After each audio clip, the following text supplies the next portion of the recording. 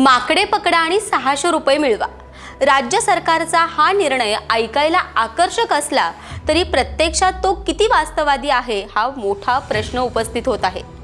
राज्यात वाढत चाललेल्या मानव प्राणी संघर्षावर तोडगा काढण्यासाठी सरकारने वन विभागामार्फत नवा GR काढलाय। माकड पकडणाऱ्याला प्रति माकड 600 रुपये मानधन जाहीर केले। पण हे काम केवळ सोपं नाही तर अत्यंत धोकादायक, कौशल्यपूर्ण आणि वेळखाऊ आहे। वन्यजीवन तज्ञांच्या मते माकड पकडणे म्हणजे जीव धोक्यात घालण्याचे काम। अशा परिस्थितीत केवळ 600 रुपयांचा मोबदला हा अत्यंत अपुरा असल्याची टीका होत आहे। त्यामुळे या योजनेत प्रत्यक्षात किती लोक पुढे येतील याबाबत शंका व्यक्त केली जात आहे।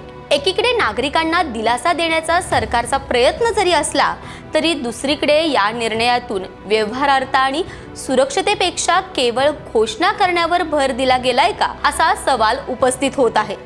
तुम्हाला काय वाटतं हे मला कमेंट करून सांगायला विसरू नका आणि असेच अपडेट पाहण्यासाठी तारा न्यूजला सबस्क्राइब करा।